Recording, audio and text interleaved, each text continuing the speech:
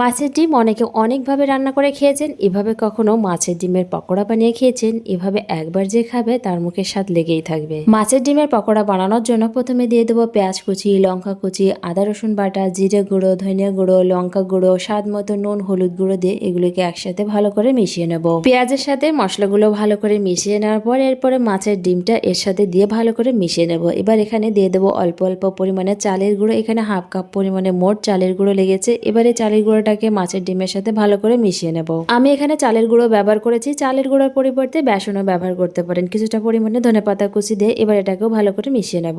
মাছের ডিমের পকোড়া কে কিভাবে রান্না করে খেতে বেশি পছন্দ করেন অবশ্যই কমেন্টে জানাবেন। এবার তেলটাকে গরম করে মাছের ডিমের পকোড়াগুলো এভাবে দিয়ে দেবো। এবারে মাছের ডিমের পকোড়াগুলো মুচমুচে করে ভেজে নেব। এভাবে মাছের ডিমের পকোড়া বানিয়ে যে খাবে তার মুখে স্বাদ তো লেগেই থাকবে। মাছের ডিমের পকোড়াগুলো মুচমুচে করে ভেজে নিয়েছি। এবার এগুলোকে নামিয়ে নেব। এভাবে তৈরি করে নিতে পারেন মাছের ডিমের মুচমুচে পকোড়া। ভালো লাগলে লাইক, কমেন্ট, শেয়ার করে দেবেন।